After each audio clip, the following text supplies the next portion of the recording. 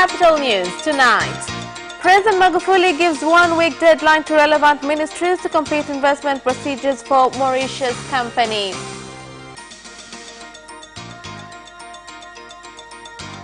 And in international, government of Uganda ready to offer asylum to Bashir.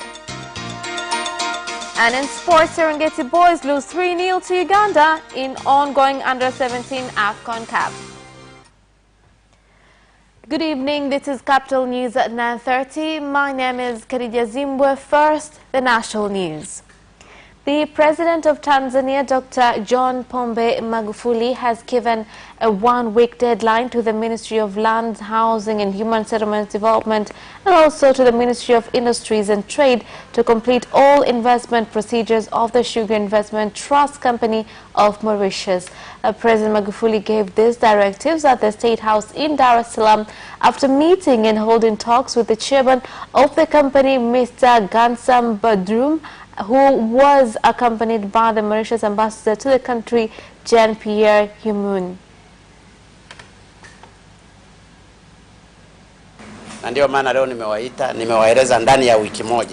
That is why I have called them today and told them that in 1 week, I've told the Deputy Minister for Industries to communicate with the others. Those for land are not here today. This project was blocked by the lands officers.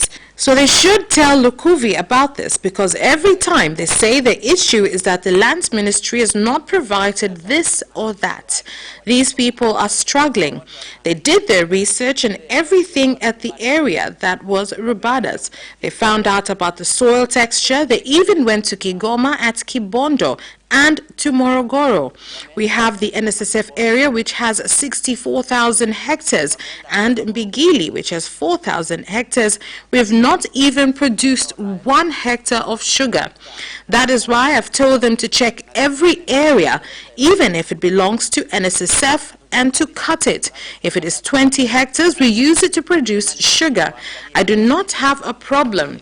We cannot proceed with gap sugar issue in this country because sugar is like drugs. Having a gap in the sugar market leads to the importation of bad sugar. It becomes a sugar dumping area. Sugar ni aina fulani kama ya madawa ya kulevya. Well, Tanzania is a very good country in a lot of aspects, political, stability, and you have a great potential here. That's why you will see that since 2 years we are working on this project. We are planning a factory of 4,000 TCD in Tanzania. And we expect to finalize all the procedure with the government, like land issue and other social issue also.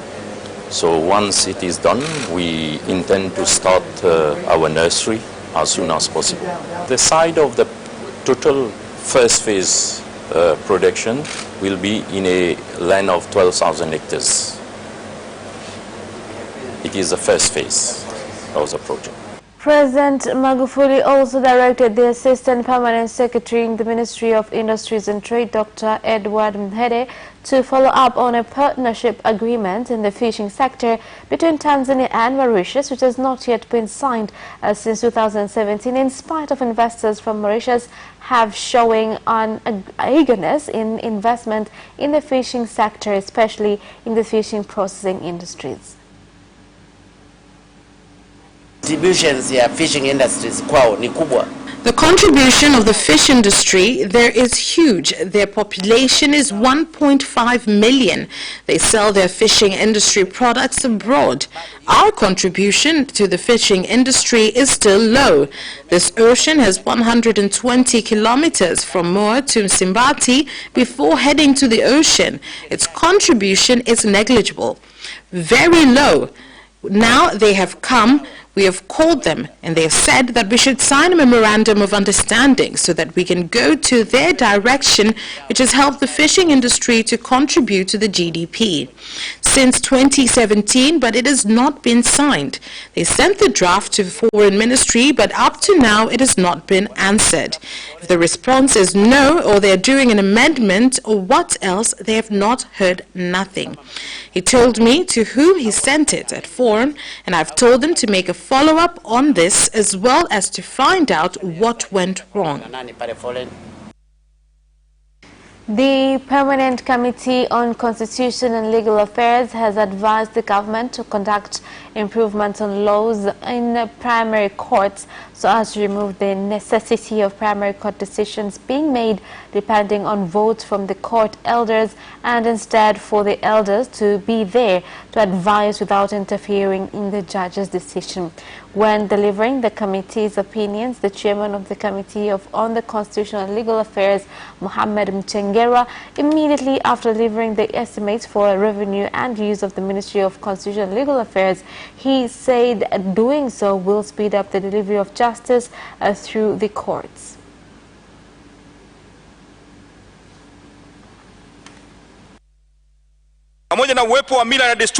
Although our societies are guided by customs and traditions which need elders' wisdom in making certain decisions at primary court levels, not all the time opinions of juries are respected in accordance to the laws. Despite that, their involvement is important since it will speed up processes and reduce costs of the courts. The government decided to separate investigation exercises and reading charges. To achieve this, the ministry, through the National Jurisdiction Office, will continue to make sure that legal services are available in all districts in the country by the end of 2022. The Senior Superintendent of Police SSP Gerald Ngiche has explained to the Kisutu Resident Magistrate Court that he gave an order to his police officers to fire gunshots in the air so as to disperse a demonstration by leaders and supporters of Chadema because his officers' use of tear gas had failed to disperse them.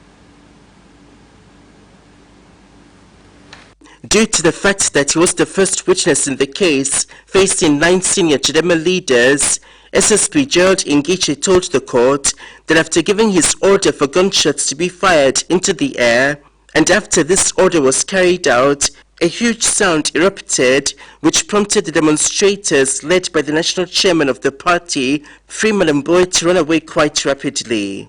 As he was giving his testimony with the help of the chief prosecutor, Faraja Nchimbi, SSP Ngiche, after the demonstrators had dispersed, he carried out an inspection of any protester who might have been injured.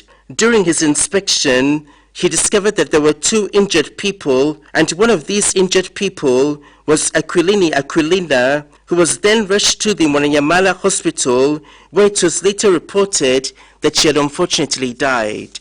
Ngiche was the officer in charge of operations for the Kinondoni police zone, and who was the first state witness in the case of incitement facing 9 Chadema leaders, claimed on February 16th last year, while closing the period of campaigning for the Kinondoni constituency's by-election, that there had been 3 major meetings which had taken place. As he continued to give his testimony in the case, SSP Ngiche said that following the start of the demonstrations, he directed other police officers such as the traffic police, those in vehicles, and those officers on motorbikes to go collectively ahead to the corner of the Kawawa and Mwananyamala roads in order to prevent the demonstration from taking place. SSP Ngiche said that Mbowe and his fellow accused rejected the order that he had given, which is what prompted him to go himself to the site of the incident, where he found more than 600 people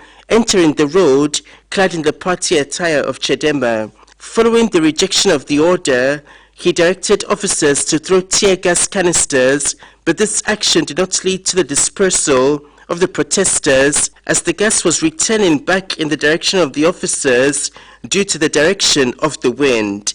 This led the protesters to start throwing stones, which caused injuries to 2 officers, PC Fikiri and Corporal Rahim, who fell, and that is when he directed the officers to aid them. After being able to successfully disperse the protesters, he told the court that they were able to capture 43 followers, and afterwards he took them to the Oyster Bay police station where these followers were charged. When questioned by the attorneys from the defense team, led by Peter Kibatala and Professor Abdallah Safari, the prosecution witness was unable to determine the full name of the deceased and the cause of her death. Plus, he was also unable to confirm the amount of properties that were destroyed during the incident and the number of firearms used when dispersing the protesters. Other accused in the case are the Secretary General of Chadema, Dr. Vincent Mashinji,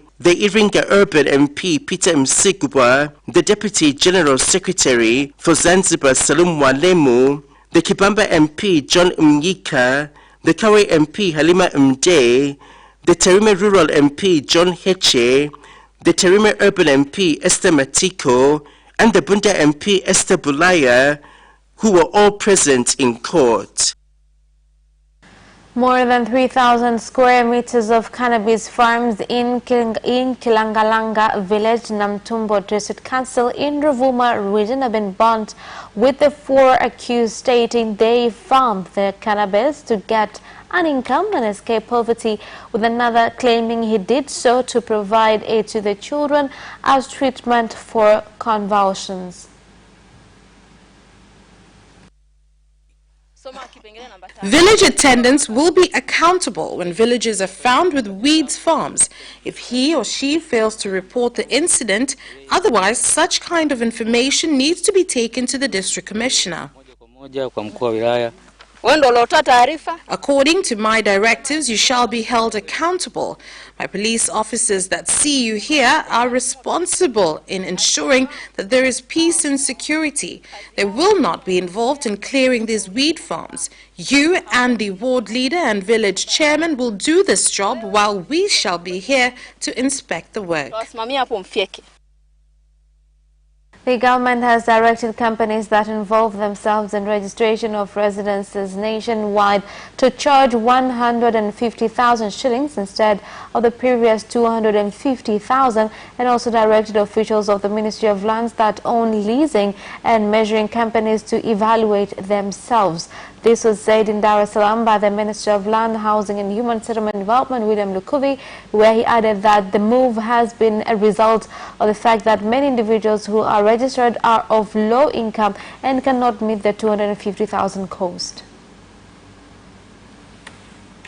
Kwa hiyo wananchi hawa wamejijengea nyumba imara sana kwenye maeneo ambayo hayakupingwa. Hii ndio fursa pekee serikali ya awamu ya 5 imeitoa. The 5th phase government has decided that people who have built good houses in restricted areas should be recognized by the ministry to legalize the area. From today onwards, the government of Dr. John Pombe Magufuli is reducing taxation on planning, survey and the provision of title deeds not exceeding 150,000 shillings. I am therefore warning all surveyors who have the tendency to play smart without actually accomplishing their jobs.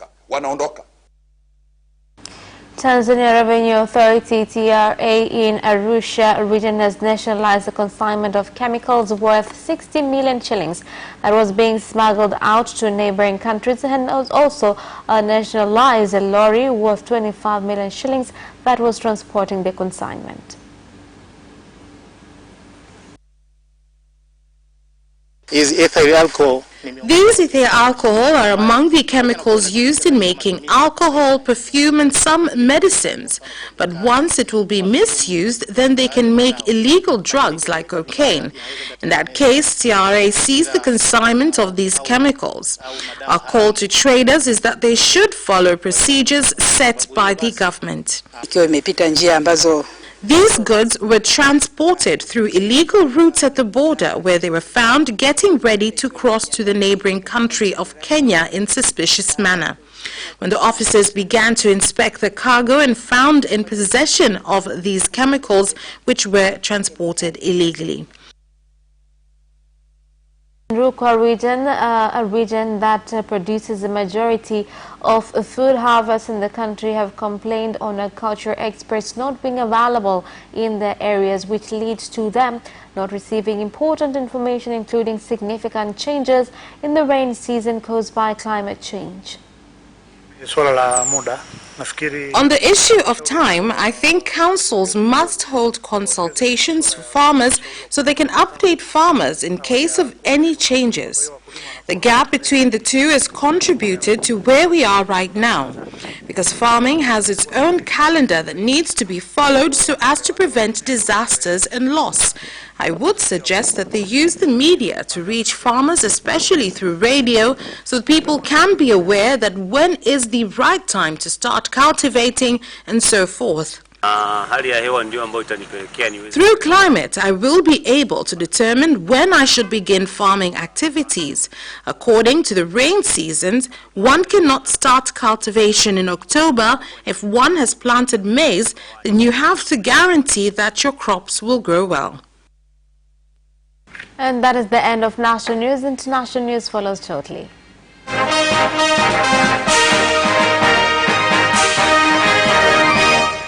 And in international news, Uganda's Minister of Foreign Affairs, Henry Okello, has said that the government of Uganda is ready to offer asylum to the former president of Sudan, Omar al-Bashir, who is facing criminal charges in the ICC. If President Omar al-Bashir will seek asylum in Uganda, will be considered according to the laws of Uganda, because Omar al-Bashir was a co-guarantor of the peace agreement for South Sudan. He played a big and very important role, of which we have to give him credit for. The government of Kenya has assured foreign nationals living in Kenya that it has set safety procedures following the kidnapping incident of 2 doctors from Brazil 1 week ago. Driving licenses for drivers, especially if we go to church at night, in hotels, our towns, Naivasha, Mombasa, Nairobi. The President of the Democratic Republic of Congo, Felix Tshisekedi, has assured residents of Beni that he will ensure they will get peace soon.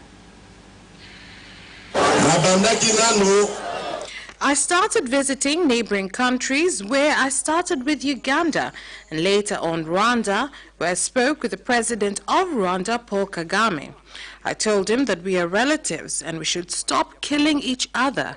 The time has come for us to build peace amongst ourselves, something that he agreed upon and accepted.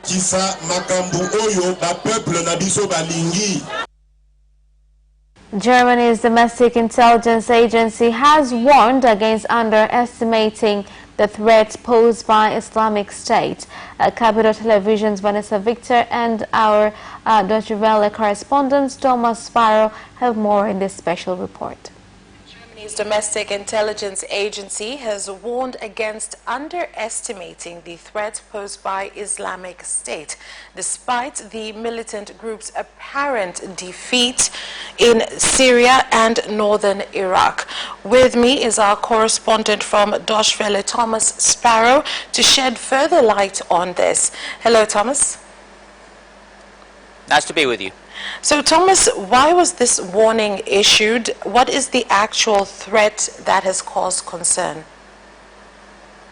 You mentioned that apparent end of Islamic State in Syria and Iraq, those reports that have been mentioned of the collapse of the caliphate, and what the head of the domestic intelligence agency here in Germany has said is that we shouldn't underestimate the threat coming from Islamic State, even when we have those reports saying that Islamic State is basically defeated. He specifically stressed the fact that there is what he described as a cyber virtual caliphate, still very much capable of finding collaborators in other parts of the world. And he also addressed another element which is particularly important, not only here in Germany, but also in other parts of the world, namely the fact that many foreign fighters, in other words, for example, German or French or British nationals who left their countries of origin to fight with Islamic State in Syria or Iraq are now returning to their countries of origin. That, as you can understand, poses a very big challenge for Germany and for the other countries, politically, also legally, in order to understand what exactly has to be done with these people, to what extent they can be received back, or if they can't be received back. All those are issues that are being discussed here in Europe, also in other parts of the world, because it has become a very big challenge indeed. So, Thomas, in what possible ways can this issue be addressed? Well, one issue that has been certainly addressed, but that only applies to the future, is the fact that German authorities have decided that they can strip of their German nationality people who have a dual nationality and who have been proven to have gone to Syria and Iraq to join rebel groups. In other words, they would be stripped of their German nationality, but that would only apply if they have two nationalities, and it would only apply in the future. So it is not directly something that can address the problem we are discussing, but it is a measure that has been presented as part of all this debate. The other aspect that has been important for German authorities is to determine what type of rules and regulations there will be when it comes to bringing these people back to Germany, because in a way they are entitled of coming back to their country of origin and having a fair trial here or entering rehabilitation programs. But German authorities have been clear right from the start that they would only accept that if they meet certain requirements, one of them being whether they can determine their exact identity. In other words, they have to be clearly able to determine that the person they are discussing about or talking to is the person he or she says he or she is. And then obviously the second aspect that comes hand in hand with that is determining to what extent they can still be dangerous. If these people are proven to have any connections that could make them still very dangerous in a concrete way, then German authorities have indicated that they will not let them into the country. So on the one hand, there's a political debate as to whether they should or they shouldn't be allowed to return, and then there is a debate as to how exactly that would be managed in a practical way. It would be done in a case-by-case basis, proving their identity and proving whether they are or they aren't still posing a concrete danger here in Germany or in Europe. Speaking of that, what type of resources would be required to address it, and realistically, can it be applied? Well, you can imagine the amount of resources that are needed, and that's something that the head of the intelligence agency also stressed. Not only personnel, you need various people in order to monitor 24/7 someone who could be considered to be dangerous. You also need people to discuss whether, and then if so, to what extent they can monitor communications. And we're talking here not only about their phone conversations, but also messages on social media platforms. Then you need obviously authorization to see if you can also monitor their relatives and what exactly can be done in that situation. So there is obviously a very big challenge from a logistical point of view as well, and one that has been discussed in German media and by German officials. And again, there's the idea that this has to be above all an international challenge. It's not only something that German authorities have to deal on their own, or French authorities, or British authorities, or Swedish authorities. It is above all something that is considered and is dealt as an international matter. In fact, I would like to mention a report that I found when I was preparing for this cross, which says that around 40,000 international cities from 80 countries are thought to have joined IS in Syria and Iraq between 2013 and 2018. That's according to a study by King's College in London, and we're talking here about citizens from basically every region of the world, most of them coming from North Africa and the Middle East, but we're also talking about Sub-Saharan Africa, and we're talking obviously about Europe as well. So it is above all a very big international challenge, and one that has to be addressed as such internationally. Thank you very much, Thomas. We shall be looking to see how this progresses and how the way they try to go forward in addressing it pans out. Thank you. And that is the end of international news. Business news follows shortly after the break. Watch Business Edition as we talk to business leaders and experts in sectors that are transforming Tanzania's economy. To be rich, I have to be a business person. It's not an easy road at all. People need to understand. You must quickly think, how cost effective are you going to be?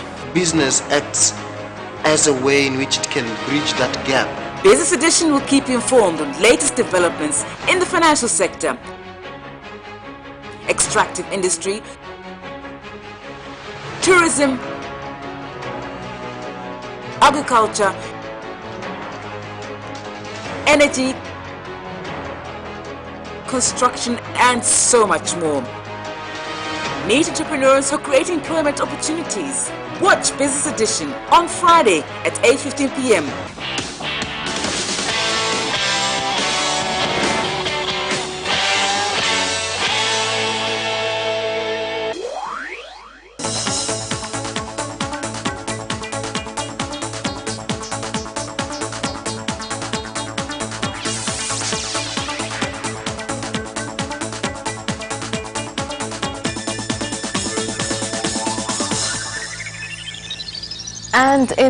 And in business news, the government has given owners of factories in the country 2 weeks to have brought before them plans to develop and revive industries that are not functioning, and if they do not do so, the government will take the factories and find new investors with the intent of developing them.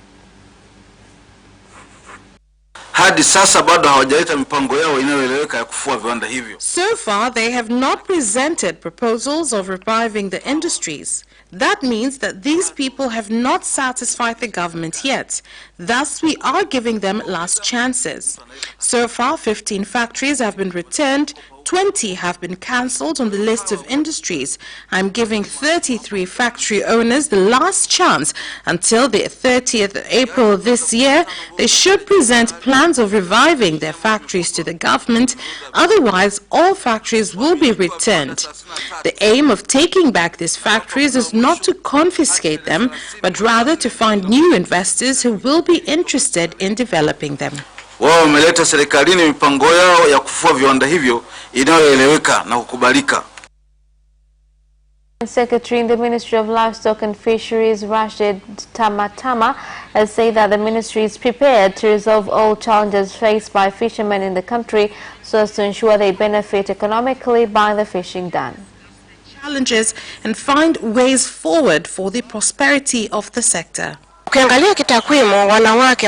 you look at statistical data on the number of women involved in fishing activities, there are more than 50% of them. They have contributed a lot in the sector and the national's GDP, but they are still facing poor participation in setting up policies and laws that govern the fishing sector. However, through this platform, we are expecting that women in this field will be recognized. And that is the end of business news. Sports news follows shortly. Hi, my name is Kotaro Tokuda. What's up? My name is Sean Garnier. I'm John Barnes from Liverpool Football Club. The hip, hop, a hip, the hip, hip, hop. You don't stop the rockin' to the bang, bang, boogie, say up, jump the boogie to the rhythm of the boogie to beat. Now what you hear? I'm watching Sports Gazette. I'm watching Sport Gazette. And you're watching Sports Gazette with Sebastian. With Sebastian. Peace out. Yes! And you can also watch Sports Gazette for highlights and interviews regarding sports. Do not miss Sports Gazette every Wednesday at 7 p.m. only on Capital Television.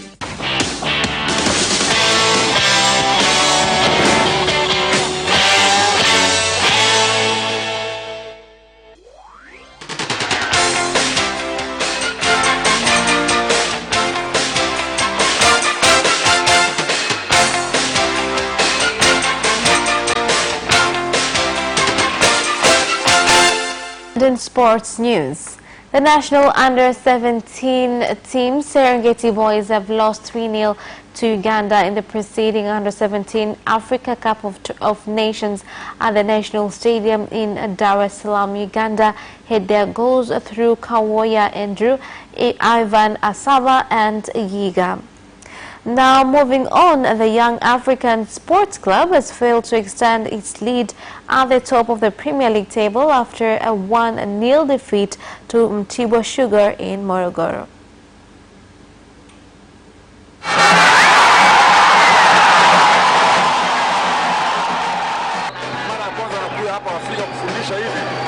this is the first time I have come to Africa and trained players like this. In Congo, I was training players who play in Europe. I've never seen anything as rubbish as this. They're just doing as they like. They just said today we play at 2 p.m. and they just told us yesterday. Since when does a player get used to eating at 12 or 10 a.m. and play at 2 without telling him 2 or 3 weeks before, so that on a certain date you will play at 2, so that the player can eat at 10 all the 2 weeks. And that sports item ends our news bulletin for tonight. My name is Khadija Zimbwe. Thank you for watching and good night.